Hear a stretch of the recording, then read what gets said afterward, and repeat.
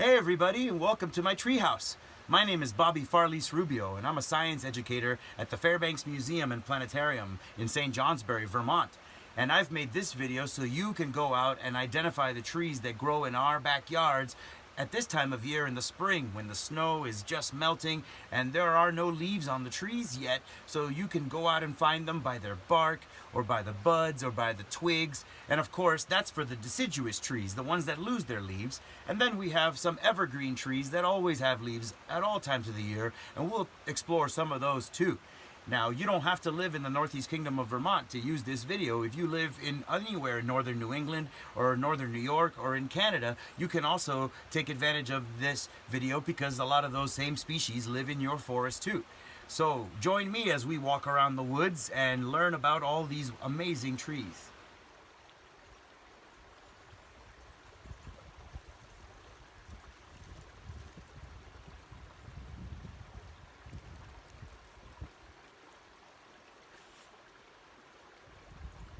Here we have the twig of a red oak, and you can see that the little buds are really closely clustered together. And if you look at them really close, they kind of look like lizard scales to me. Little cones, kind of clustered tight. Not that obvious, but the thing about red oaks that makes them easy to identify is that they often have some of their fall leaves still stuck to them. And here's a classic red oak leaf, and that is one easy way to identify this hardwood tree.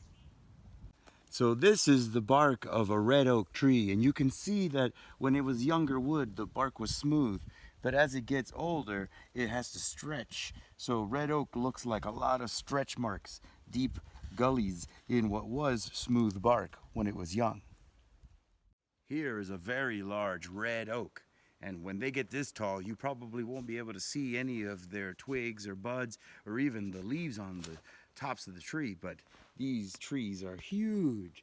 It's crazy to imagine that this was once upon a time a little acorn.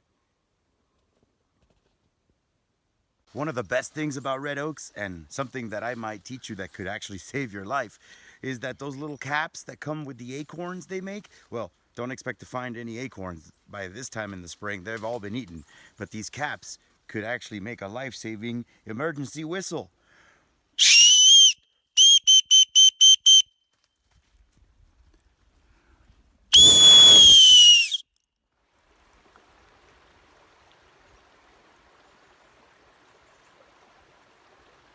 Right here we have the trunk of a medium-sized red maple. And red maples and sugar maples are kind of hard to distinguish just from the bark alone. However, I have to thank my friend Dave Houston for telling me that red maples, they look like their bark is covered in smiles. It almost looks like little grins, little smirks built into these long strips of peeling bark. But when you really want to tell a red maple apart from a sugar maple at this time of year without their leaves, the easiest way is to use the buds.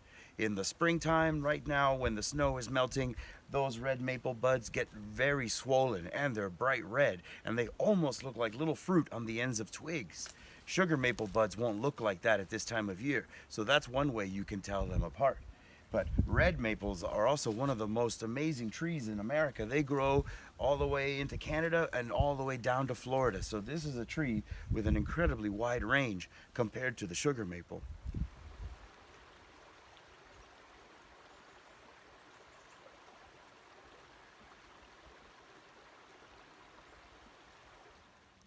Here we have the trunk of a maple, but which one is it? The red maple or the sugar maple?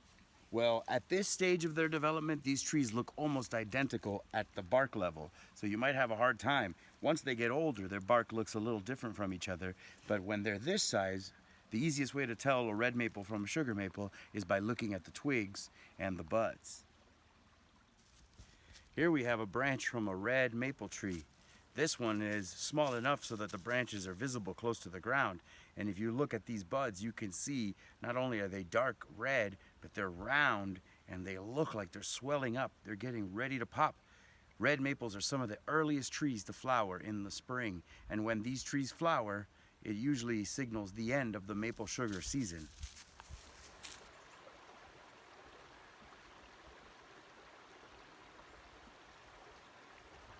This is a twig from a sugar maple, and although the buds look similar to other trees' buds, kind of like oak, the twig itself is the color of maple syrup.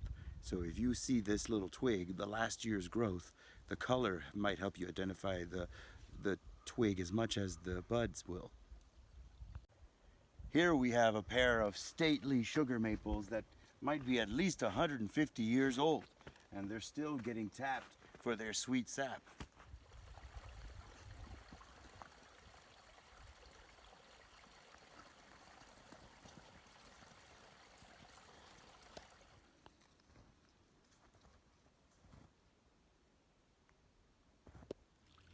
Here I have a little sapling of a sugar maple, and here you can see the twigs and the buds easily. And if you look at the twig, you'll see the color of maple syrup. If this were a red maple, this part would be bright red. And if this were a red maple, its buds would be swelling and much rounder than the sugar maples are. But just like all of the maples, sugar maples have their branches coming out in pairs. You'll see that on red maples and on the striped maple as well.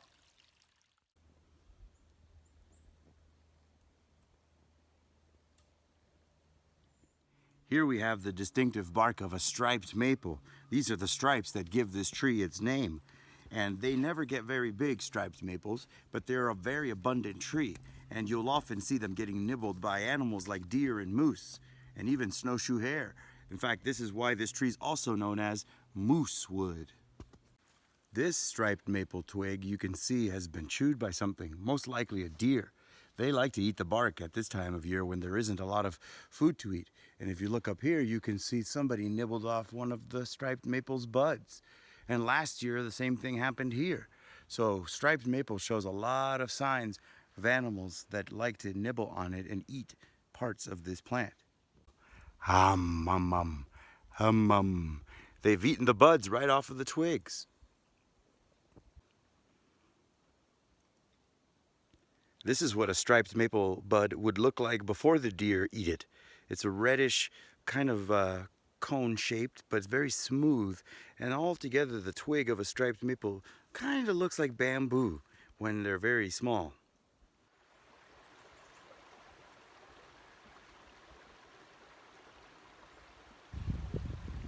Here we have an example of a tree that hardly needs an introduction. Most kids love to peel this bark off and make little drawings. This is paper birch, of course also known as white birch and canoe birch, because of the fact that this was the main building material for the great canoes of the Abenaki Nation.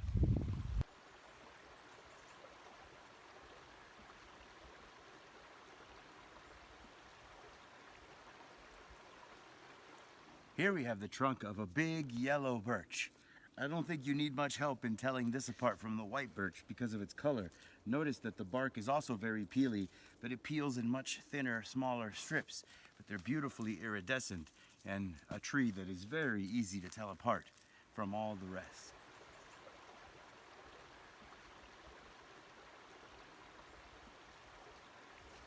This is the trunk of an older poplar tree, a quaking aspen species, Populus tremuloides. When the trees get old, their bark gets very furrowed. But if you look up the tree, you can see that it has smoother bark when the wood is younger. This is a twig from a quaking aspen, what most Vermonters would call a poplar tree. And you can see that its buds are little sharp horn-shaped leaf buds, but what's amazing is that even though it's still March and there's still snow on the ground, its early flowers are starting to emerge. This is one of the trees that flowers earliest in the year. Here's a young poplar tree, but behind me are several other trunks, and they're not actually separate trees. The way that poplars grow, one tree has many trunks. So really, all of those bigger poplars and this one are one single organism.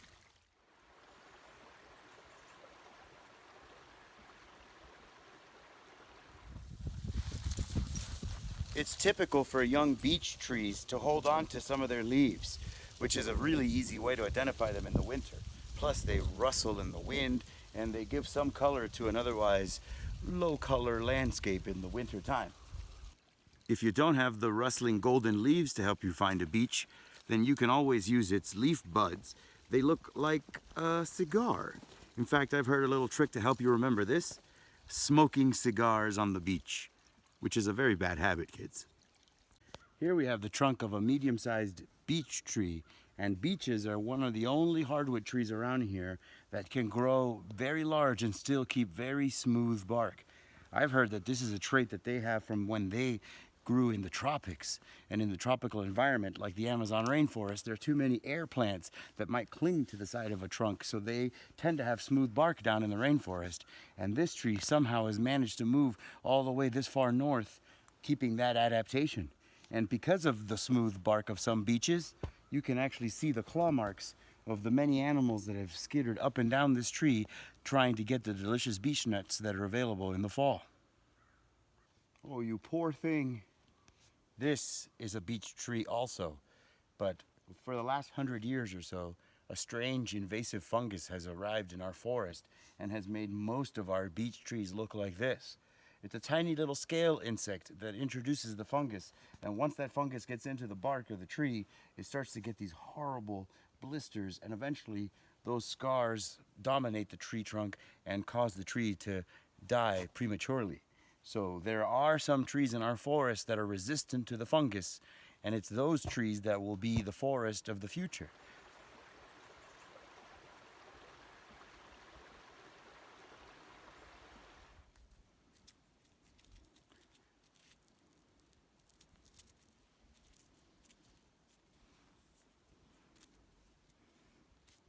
That's an ironwood seed, hop hornbeam seed, and its little paper lantern capsule. Here we have a tree that's not that easy to find in most of the Northeast Kingdom, but this is called Eastern hop hornbeam, partly because the seeds resemble a hop from the plants used to flavor beer. And here are the buds on the twigs. They look similar to a poplar's, a cone or horn shape, but it's these seed pods that will definitely give away this tree. And its other name, of course, is ironwood. Now, ironwood, or hop hornbeam, doesn't get very big in most of Vermont, but its distinctive bark looks like it's peeling, almost like it's shaggy. Similar to shagbark hickory, but we really don't get a lot of hickory trees around here either. So if you see something that looks like this, it might not get much bigger than this, but ironwood is a tree that might be well adapted for the future of a hotter Vermont with climate change.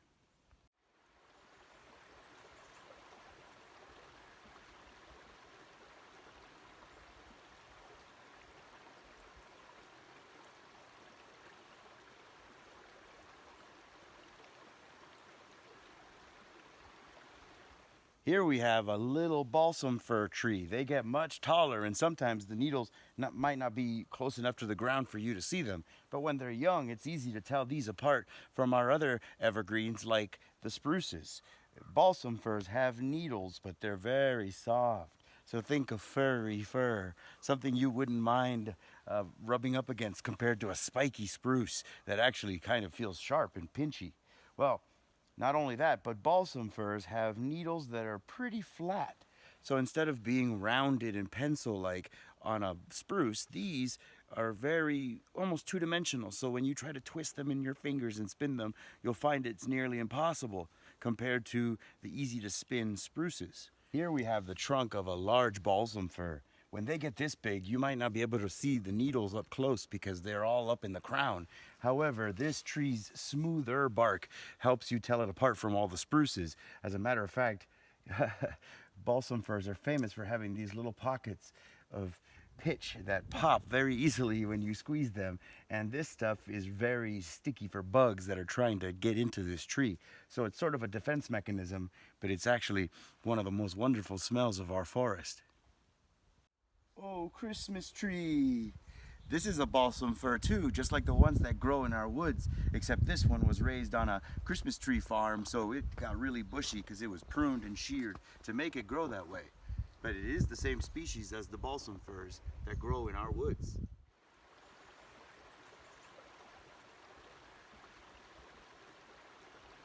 Of all our evergreen trees that we have here in the Northeast Kingdom, spruces are some of the most important. This is a white spruce, and you can also find red spruce and black spruce in our forest. But sometimes our spruce trees are confused for another common tree in our forest, another evergreen called the balsam fir. So I want to help you distinguish the firs from the spruces by first showing you the easiest trick, which is to take one of the needles of one of these trees. If you're not sure what it is, when it's a spruce, it can spin in your fingers. It's like a little pencil, this tiny leaf. It's kind of round and has ridges.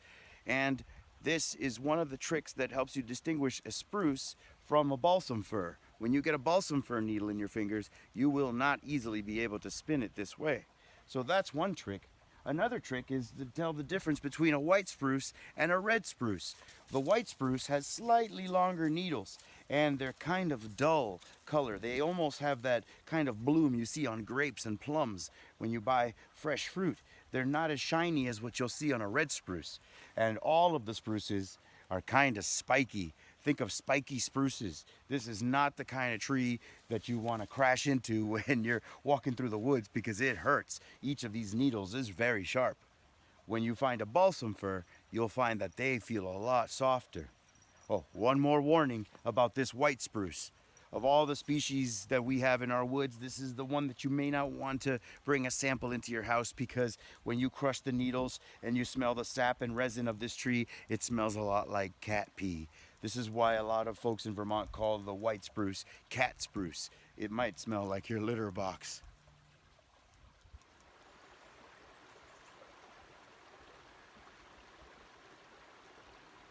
Here we have the trunk of a large white spruce, and the white spruces get a particular thing that doesn't happen to the red spruce or the black spruce, so this is another way you can tell this tree apart from its close cousins. However, this burl is not a happy thing for this tree. This growth is caused by an infection, and actually scientists aren't quite sure what causes it, but this one started when the tree was just a small sapling, and if I gotta be honest, this is not a healthy white spruce. This white spruce has succumbed to this disease, and if you look up the tree, you will see that this is actually a dead tree covered with those big burls. A burly tree.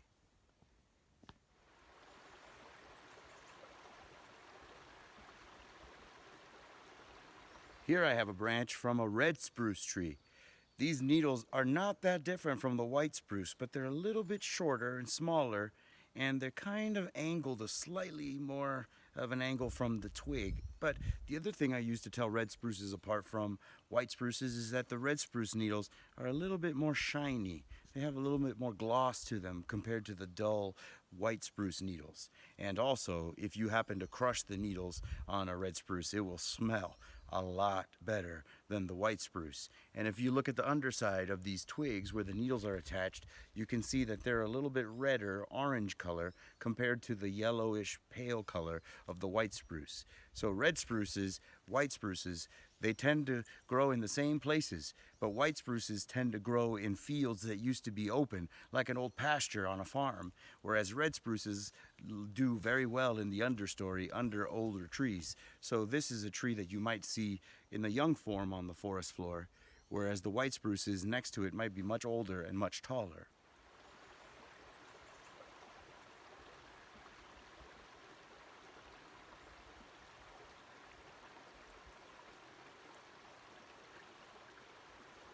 Here we have the trunk of a large red spruce tree, and you can see that it doesn't look anything like a balsam fir when it gets this big. Its bark is very flaky. It kind of chips off in these big potato chip type shapes. So spruces and firs are very easy to tell apart, even though you often see them growing side by side.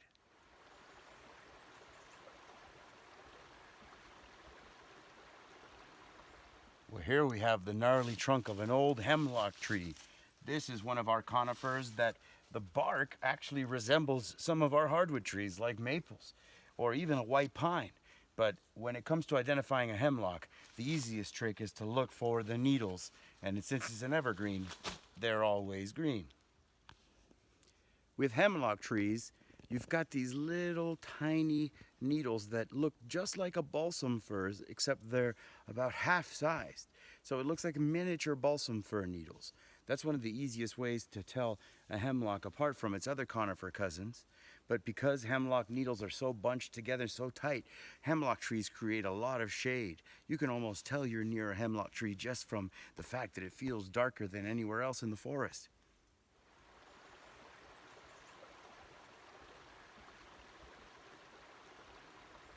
Here's the branch of a red pine. Now, when the red pines are tall, you usually won't be able to see their needles up close. But here's a young one that's not very tall at all. And you can see that it's got long green needles, just like the white pine, except that they're a little stiffer and they're a little thicker, and they come in pairs as they're connected to the twig. So when you see two, you've got a red pine. And when you see the white pine, you'll see that they have 5 needles clustered together. But they're usually pretty easy to tell apart, even after they're very tall. Here we have the trunk of a big, mature red pine. And red pines and white pines are pretty easy to tell apart just from the bark alone, especially since red pines have all this pinkish color, especially in the places where the bark has just peeled off. The color is pretty distinctive.